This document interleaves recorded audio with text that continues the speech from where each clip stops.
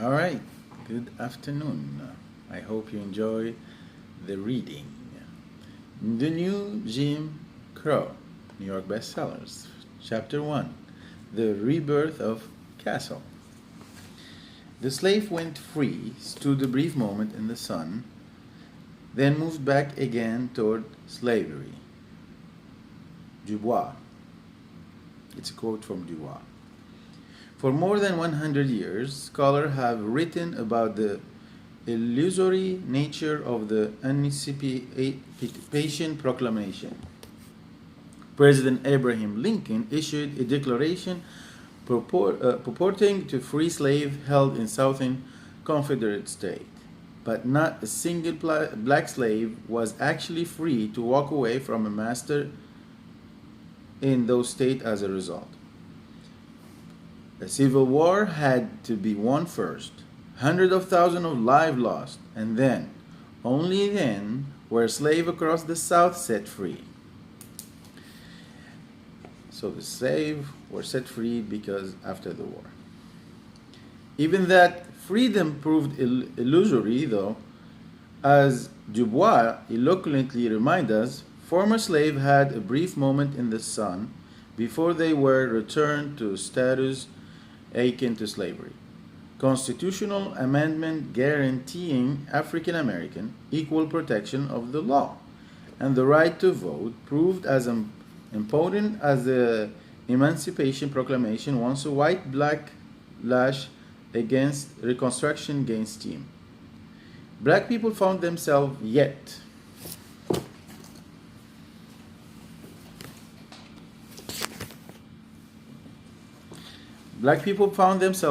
again powerless and relegated to convent leasing camps that were in many ways worse than slavery.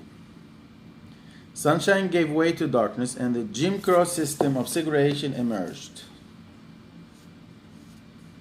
A system that put black people nearly black where they began, in a subordinate racial caste. Few find it surprising that Jim Crow arose following the collapse of slavery.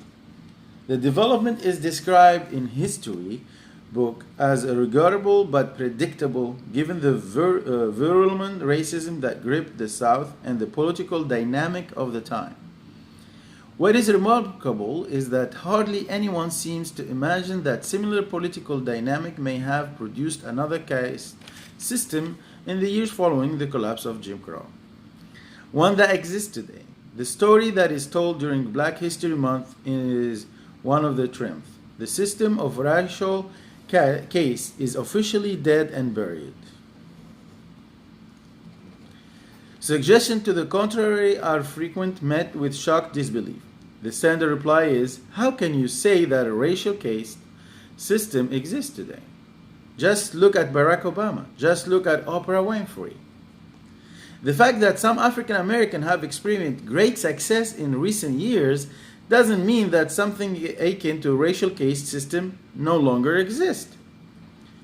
No caste system in the United States has ever governed all black people. There have always been free black and black success story, even during slavery and Jim Crow. The superlative nature of individual black achievement today in formerly white domain is a good indicator that the old Jim Crow is dead, but it does not necessarily mean the end of racial caste. If history is any guided, it may have simply taken a different form. Any candid observer of American racial history must acknowledge that racism is highly adaptable. The rules and reason the political system employ to force status relation of any kind, including racial hierarchy, evolve and change as they are challenged.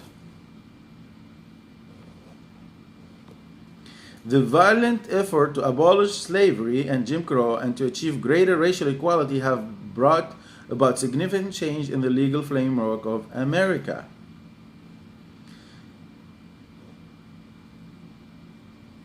New rules of the game, so to speak. I like that. These new rules have been justified by new rhetoric, new language, and new social consensus while producing many of the same results. This dynamic, which legal scholar Riva Siegel had dubbed preservation through transformation, is the process through which white privilege is maintained through the rule and rhetoric change. This process, though difficult to recognize at any given moment, is easier to see in retrospect.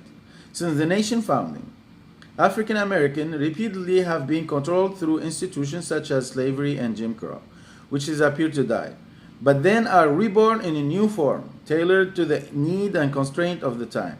As described in the page that follows, there is a certain pattern in this cycle. Following the collapse of each system of control, there has been a period of confusion, transition in which those who are most committed to racial hierarchy search for new means to achieve their goal within the rule of the game as currently defined. It is during this period of uncertainty that the backlash intensified, a new form of racialized social control began to take hold.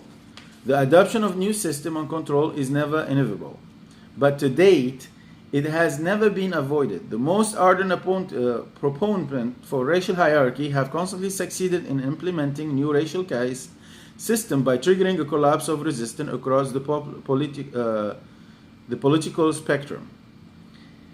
This feat has been achieved largely by appealing to the racism and vulnerability of low-class white, a group of people who are understandably eager to ensure that they never find themselves trapped at the bottom of American hierarchy.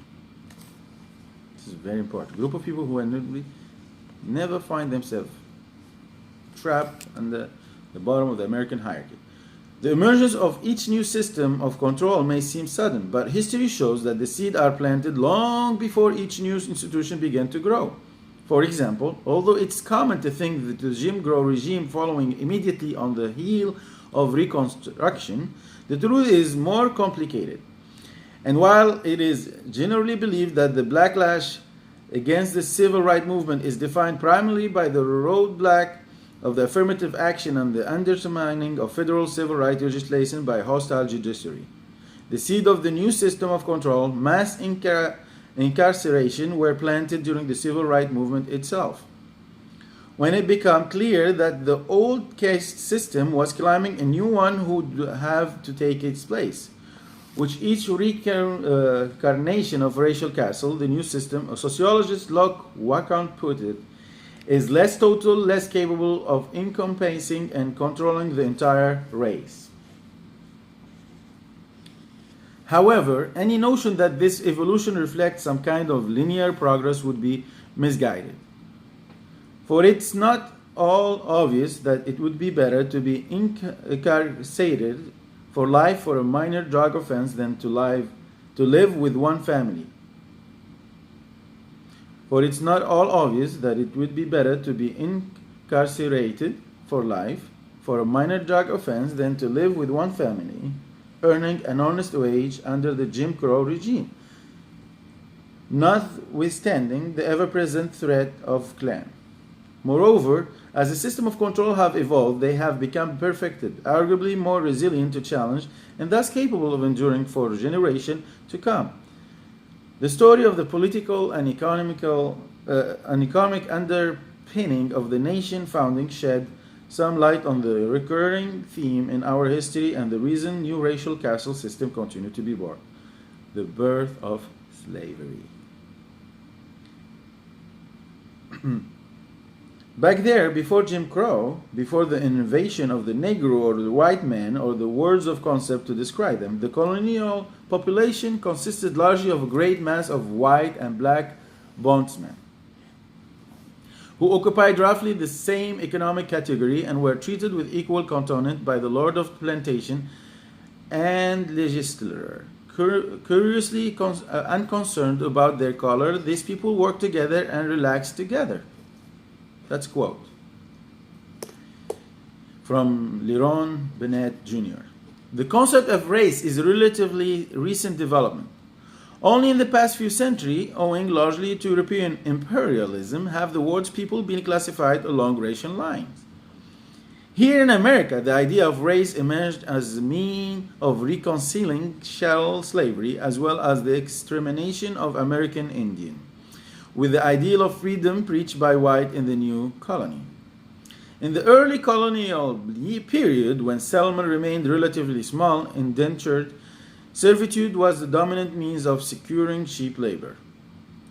Under this system, white and black struggled to survive against the common economy and what historian Leon Bent Jr. described as the big planter apparatus and social system that legalized terror against black and white bondmen.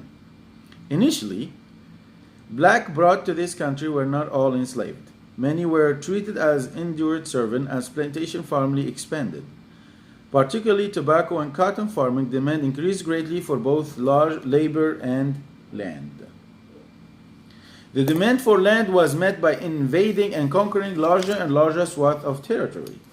American Indian became a growing impediment to white European progress, and during this period, the image of American Indian promoted in books, newspaper, and magazine became increasingly negative.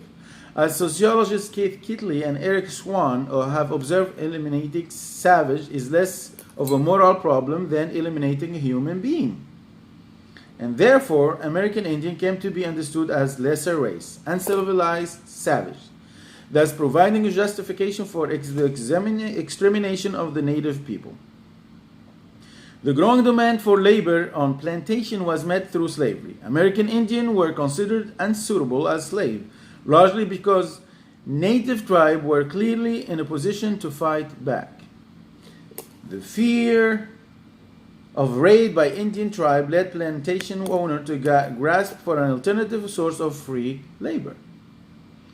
European immigrants were also deemed poor candidates for slavery, not because of their race, but rather because they were in short supply and enslavement would quite naturally interfere with voluntary immigration to the new colony. Plantation owners thus viewed Africans who were relatively powerless as the ideal slave. The systematic enslavement of Africans and the rearing of the children and their bondage emerged with all deliberate speed, quickened by events such as Bacon Rebellion. Nathaniel Bacon was a white property owner in Jamestown, Virginia.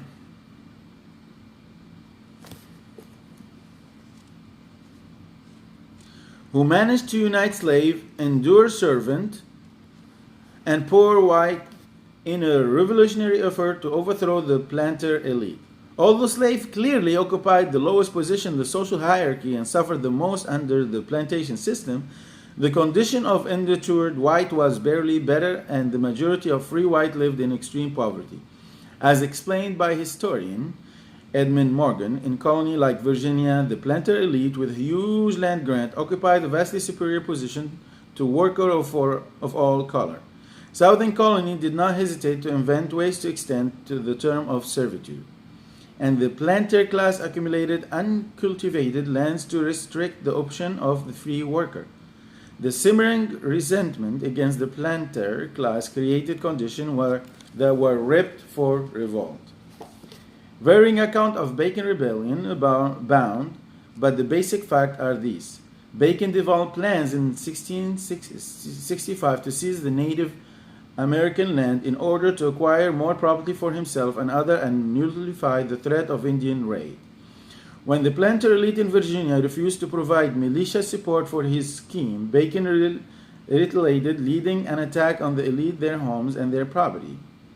He openly condemned the rich of their oppression of the poor and inspired an alliance of white and black bond labor, as well as slaves who demanded an end to their servitude.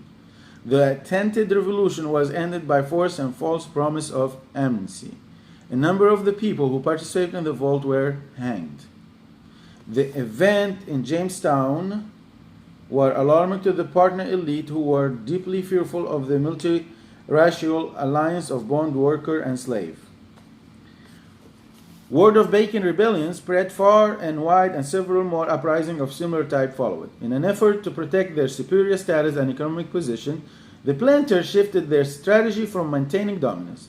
They abandoned their heavy resilience and indentured servant in favor of the importation of more black slaves. Instead of importing English-speaking slaves from the West Indies, who served more likely to be familiar with European language and culture, many more slaves were shipped directly from Africa. These slaves would be far easier to control and far less likely to form alliance with poor white. Fearful that such measure may not be sufficient to protect their interests, the planter class took an additional precautionary steps, a step that would later come to be known as racial bribe. Deliberately, strategically, the planter class extended special privilege to poor white in an effort to drive a wedge between them and black slave. White settlers were allowed greater access to the Native American land. White servants were allowed to police slaves through slave patrol and militia, and barriers were created so that free labor would not be placed in competition with slave labor. These measures effectively eliminated the risk of future alliance between black slave and poor white. Poor white suddenly had a direct personal stake in the existence of race-based system of slavery. Their own plight had not improved by much, but at least they were not slaves.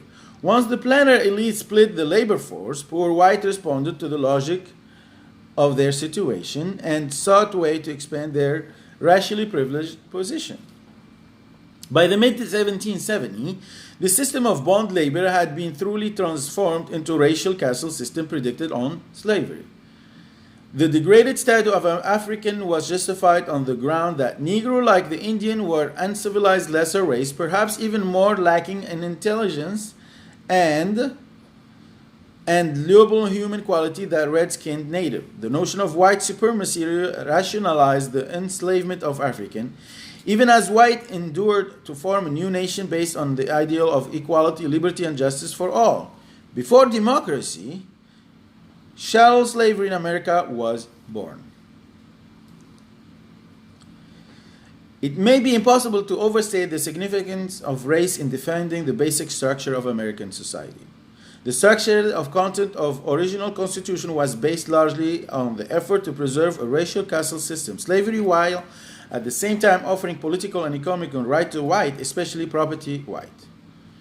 The Southern slaveholding colony would agree to form a union only on the condition that the federal government would not be able to interfere with the right to own slaves.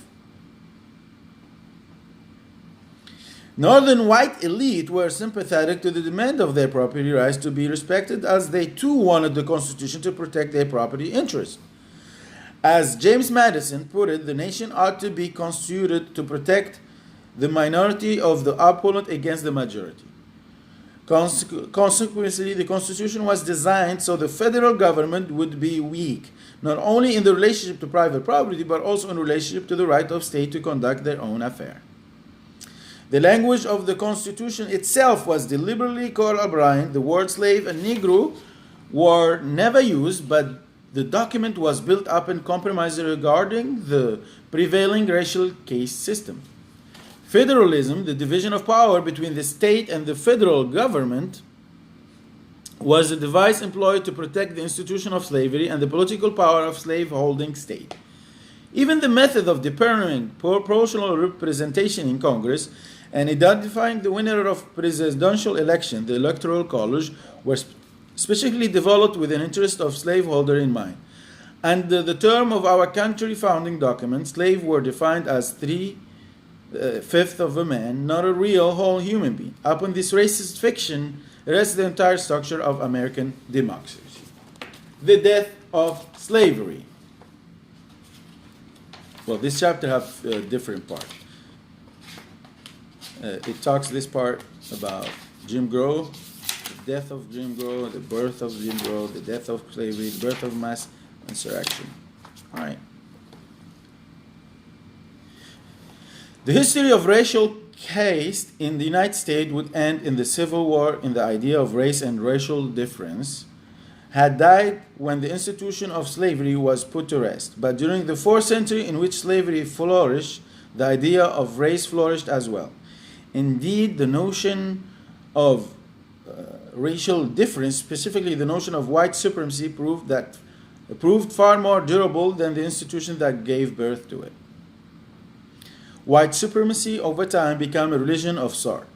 Faith in the idea that people of the African race were bestial, that white were inherently superior, and that slavery was in fact for black owned good, served to elevate the white consensus of reconciled tension between slavery and the democratic ideal imposed by white in so-called the New World. There was no contradiction in the bold claim made by Thomas Jefferson in the Declaration of the Independence that all men are created equal if African were not really people. Racism operated as deeply held belief system based on the truth beyond question or doubt. This deep faith in white supremacy not only justified an economic and political system in which plantation owners acquired land and great wealth through the brutally torture of coercion of other human beings. It also endured, like most articles of faith, long after the historical circumstances that gave rise to the religion passed away. In weakened world, racial division was a consequence, not a precondition of slavery, but once it was instituted, it became detached from its initial function and acquired the social potency of all on its own. After the death of slavery, the idea of race lived on. One of the most compelling accounts of the post-emancipation period is the strange career of Jim Crow, written by Woodward in 1955. The book constitutes to be a focal point of study and debate by scholars and was once described as by Martin Luther King Jr. as the historical Bible of the civil rights movement. As Wooden tells the story, the end of slavery created an extraordinary dilemma for Southern white society.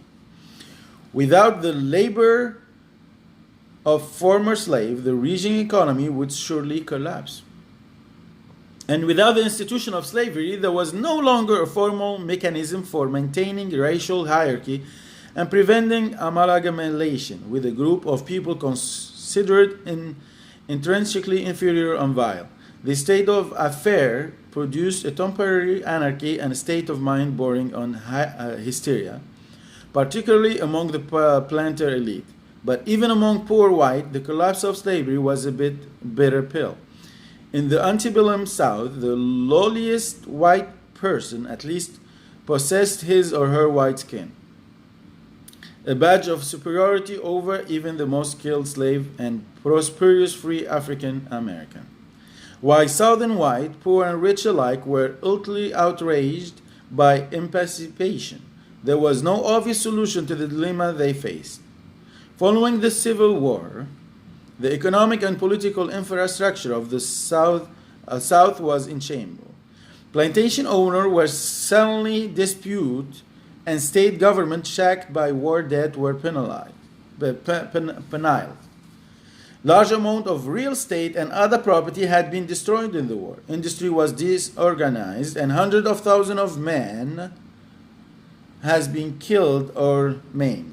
With all this went to the demoralization effect of unsuccessful war and the extraordinary challenge associated with rebuilding new state and local government. And all this, the sudden presence of 4 million newly freed slaves, and the picture became even more complicated. Southern white Woodward explained, strongly believed that a new system of racial control was really required, but it was not immediately obvious what form it should take. Under the slavery, the racial order was most effectively maintained by a large degree of contact between slave owner and slaves, thus maximizing opportunity for supervision of discipline and minimizing the potential for active resistance or rebellion.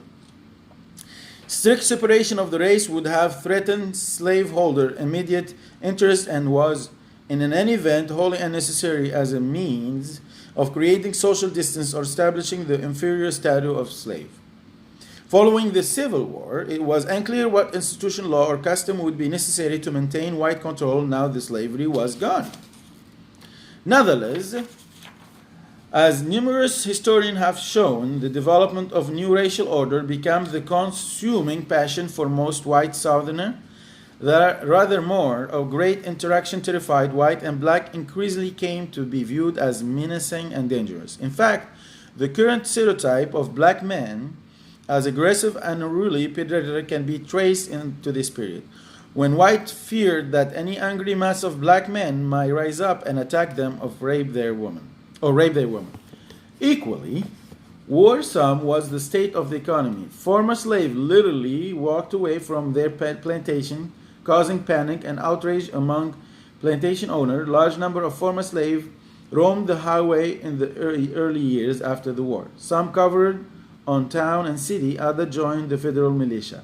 Most white people believed African Americans lacked the property motivation to work, promoting the provisional Southern legislature to adopt the Norris Black Code. As expressed by only Alabama planter, we have the power to pass certain police law to govern the Negro. This is blessing, for they must be controlled in some way, or white people cannot live among them. While some of these codes were intended to establish a system of peonage resembling slavery, others force-held Jim Crow law by prohibiting, among other things, interracial seating in the first-class section of railroad car and by segregating schools.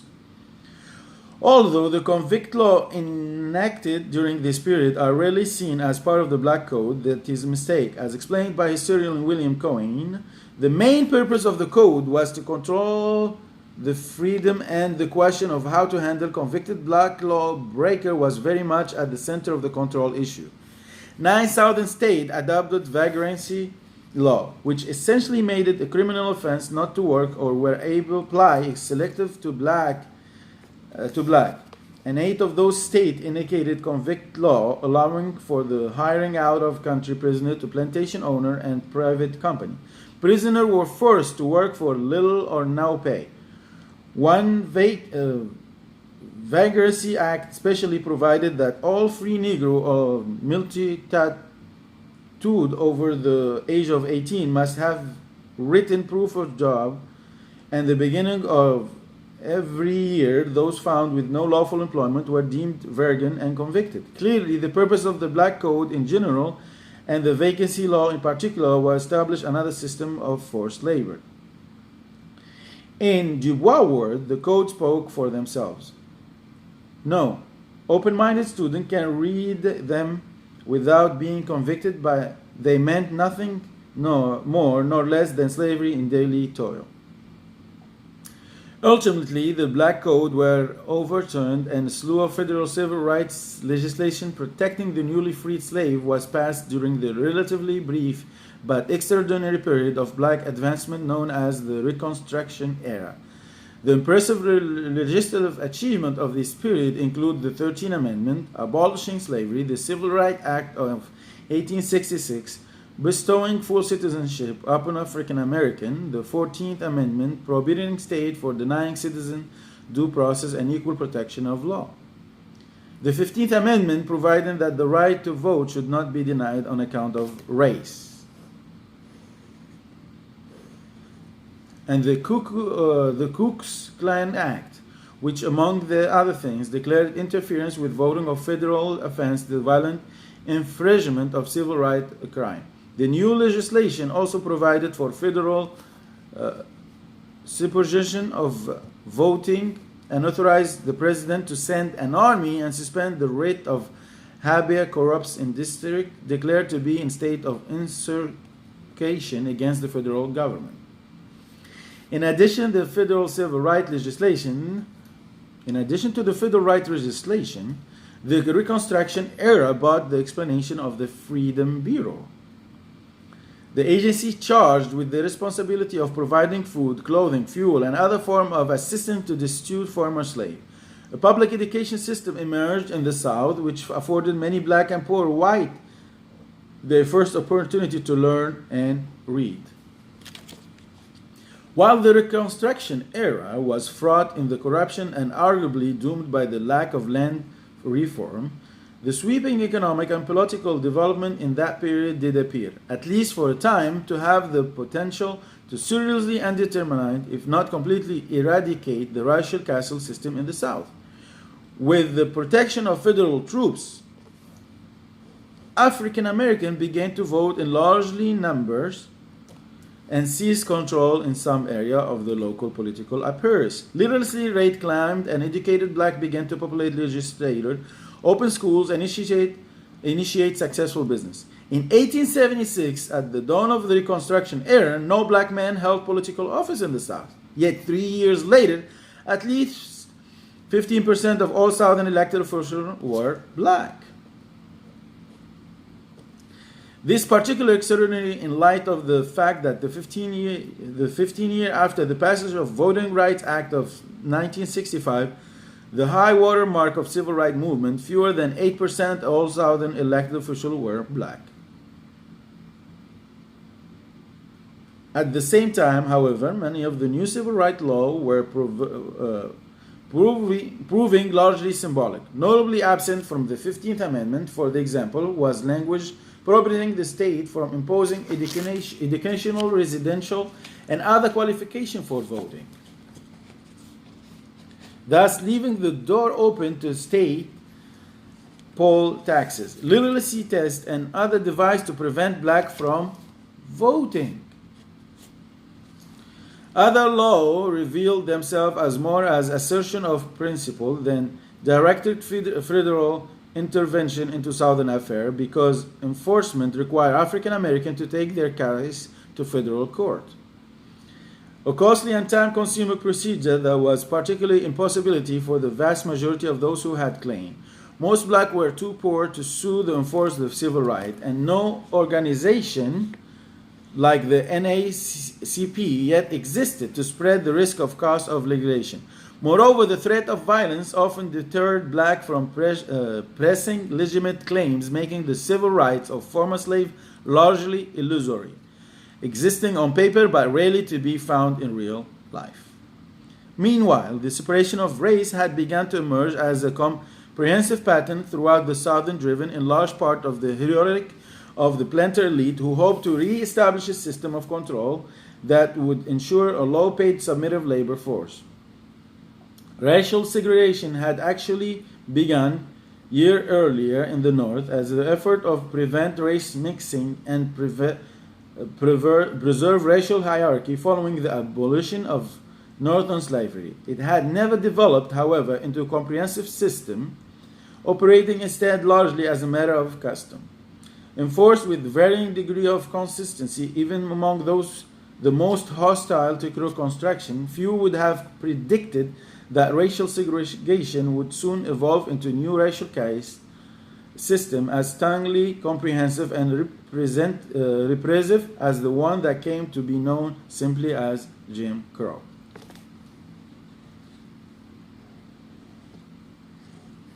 The birth of Jim Crow.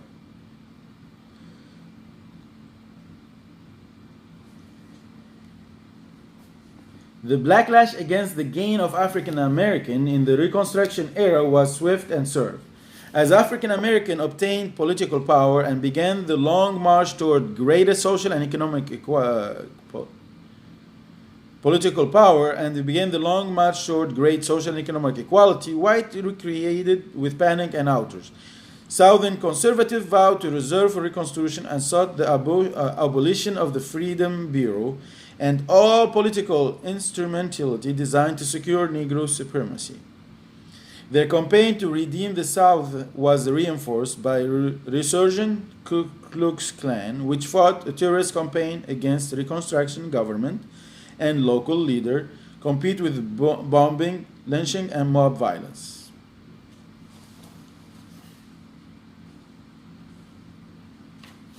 The terrorist campaign provided highly successful redemption, resulted in the withdrawal of federal troops from the South and the effective abandonment of African American and those who had fought for supported an egalitarian racial order. The federal government no longer made any effort to enforce federal civil rights legislation. And funding for the Freedom Bureau was slashed to such a degree that the agency became virtually defunct. Once again, vagrancy law and other law defining activities such as mischief and insulting gesture as crime were enforced vigorously against black. The aggressive enforcement of this criminal offense opened up an enormous market for convict leasing, in which prisoners were contracted out of labor to the highest private bidder. Douglas Black on Slavery, by another name, described how tens of thousands of African Americans were arbitrarily arrested during this period, many of them hit with court costs and fine, which had to be worked off in order to secure their release. With no means to pay off their debt, prisoners were sold and forced labor to lumber camp, brickyard, railroad farm, plantation, and dozens of cooperation throughout the South. Death rates were shockingly high, for the private contractor had no interest in the health and well-being of their labor, unlike the earlier slave owner who needed their slave, at the minimum, to be healthy enough to survive hard labor. Labor were subject to almost continual lashing by long horsewhip, and those who collapsed due to injury or exhaustion were often left to die. Convict had no meaningful legal right at this time, and to no effective redress. They were understood quite literally to be slaves at the state. The 13th Amendment to the U.S. Constitution has abolished slavery but allowed one major exception. Slavery remained appropriate as punishment for a crime. In a landmark decision by the Virginia Supreme Court, Ruffin v. Commonwealth, issued in the height of Southern redemption, the court put to rest any notion that convicts were legally distinguishable from slaves. For a time during his service in the penitentiary, he is a state of penal servitude to the state.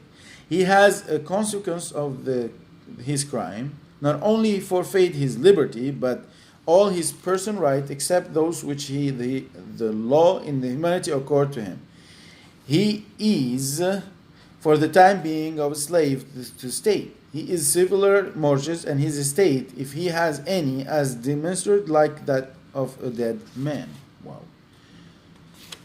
The state of Mississippi eventually moved from hiring convict labor to organizing its own convict labor camp, known as Parkman Farm. It was not alone. During the decade following redemption, the convict population grew 10 times faster than the general population. Prisoners became younger and blacker, and the length of their sentence soared. It was the nation's first prison boom, and the prisoners were disproportionately black. After a brief period of progress during Reconstruction, African Americans found themselves once again virtually defenseless. The criminal justice system was strategically employed to force African Americans back into system extremely repression and control, a tactic that would continue to prove successful for generations to come. Even as convict leasing faded away, strategic form of exploration and possession emerged anew, as Blackmon note. The apparent demise. Leasing prisoners seemed a harbinger of a new day. But the harsher reality of the South was that the new post-Civil War neo-slavery was evolving, not disappearing. Redemption marked a turn point in the quest of dominant white for a new racial equilibrium, a racial order that would protect their economic, political, and social interests in a world without slavery. Yet, a clear conscience among white about what the new racial order should be was still lacking. The Redeemer who overthrew Reconstruction were inclined to retain such segregation practice as had already emerged. But they displayed no apparent disposition to expand or universalize the system. Three alternative philosophies of race relation were put forward to compete for the region's support, all of which rejected the doctrine of extreme races posed by some redeem: liberalism, conservatism, and radicalism. The liberal philosophy of race relation emphasized that stigma of segregation and the hypocrisy of a government that celebrate freedom and equality yet deny both an account of race. This philosophy, born in the Northern, never gained much traction among Southern white or black. The conservative philosophy, by contrast, attracted white support and was implemented in various contexts over a considerable period of time. Conservative blamed liberal for publishing black ahead of their proper station in life and placing black in position they were unprepared to fill, a circumstance that had allegedly contributed to their downfall. They warned black that some redeemers were not satisfied with having decimated Reconstruction and were prepared to wage an aggressive war against black throughout the South. With some success, the conservatives reached out to African American voters, reminding them that they had something to lose as well as gain, and that the liberal pre-cooperation with political and economical equality presented the danger of losing all that black had so far gained. The radical philosophy offered, for many African Americans, the most promises.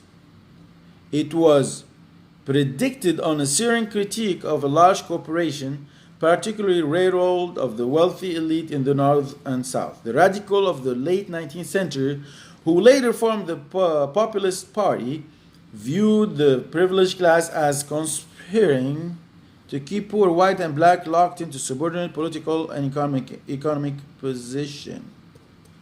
For many African American voters, the populist approach was preferable to the paternalism of liberal. Populists preached an equilibrium of want and poverty, the kingship of common grievance and common obsessor. As described by Tom Watson, a prominent populist leader, in a speech advocating a union between black and white farmers, you are kept apart that you may be separately fleeced of your earning. You are made to hate each other because upon that hatred is rested the keystone of the arch of financial despotism that enslave you both. You are deceived and blinded that you may not see how this race antagonism perpetuates a monetary system which beggar both. In an effort to demonstrate their commitment to a generally multiracial working class movement against white elite, the populists made stride toward racial integration, a symbol of their commitment to class-based unity. African Americans throughout the South responded with great hope and enthusiasm, eager to be true partners in struggle for social justice. According to Woodland, it was altogether probable that during the brief populist unbeat in the 19th, Negro and Native white achieved a greater community of mind and harmony of political purpose than ever before or since in the South. The challenge inherent in creating the alliance sought by the populists were formidable. As a race, prejudice ran the highest among the very white population to which the populist appeal was specifically addressed, the depressed lower economic classes. Nevertheless, the populist movement initially enjoyed remarkable success in the South, fueled by a wave of discontent aroused by the severe agrarian depression of the 1880s and 1890s. The populists took different aim at the conservative, who were known as comprising a party of privilege, and they achieved a stunning series of a political victory throughout the region. Alarmed by the success of the populists and the apparent potency of the alliance between poor and working class, white and African American, the conservatives raised the cry of white supremacy and restored to the tactic they had employed in their quest of redemption, including fraud, intimidation, bribery, and terror.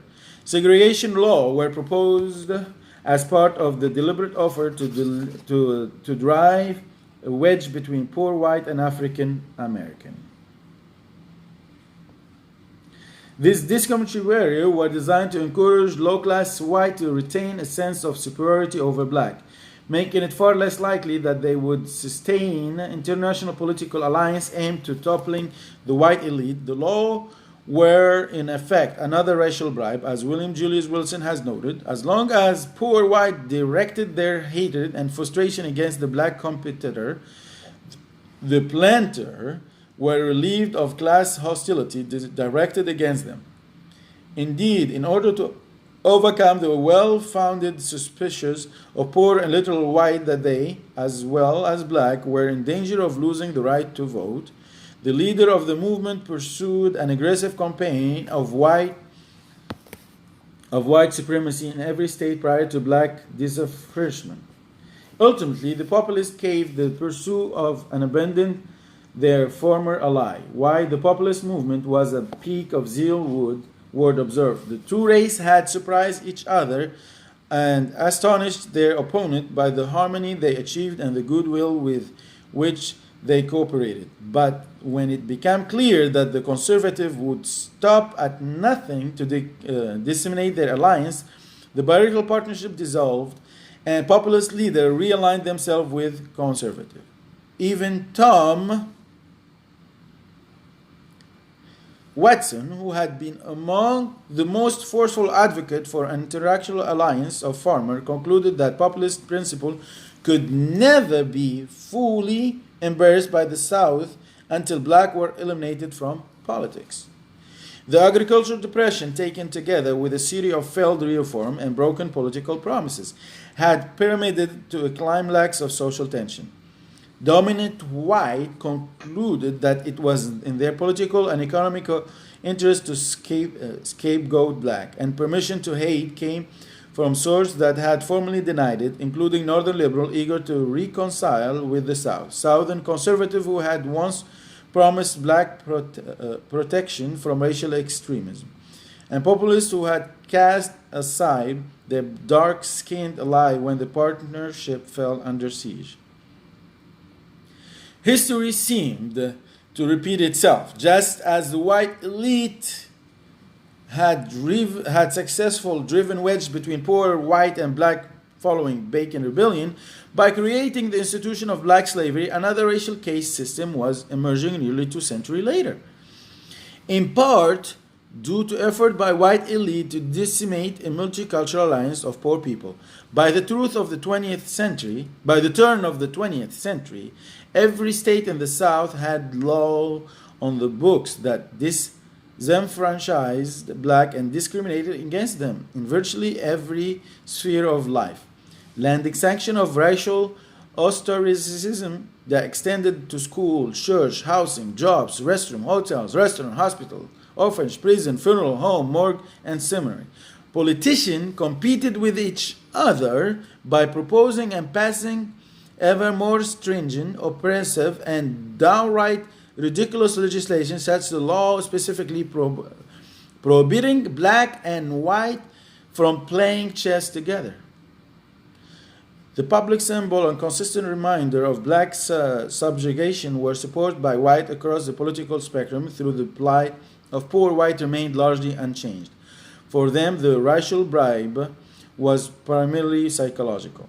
The new racial order, known as Jim Crow, in turn apparently derived from a minstrel show character, was regarded as the final settlement, the return of to sanity, and the permanent system. Of course, the earlier system of racialized social control, slavery, had also been regarded as final, sane, and permanent by its supporter. Like the earlier system, Jim Crow seemed natural, and it became difficult to remember that alternative paths were not only available at one time, but nearly embraced. The death of Jim Crow.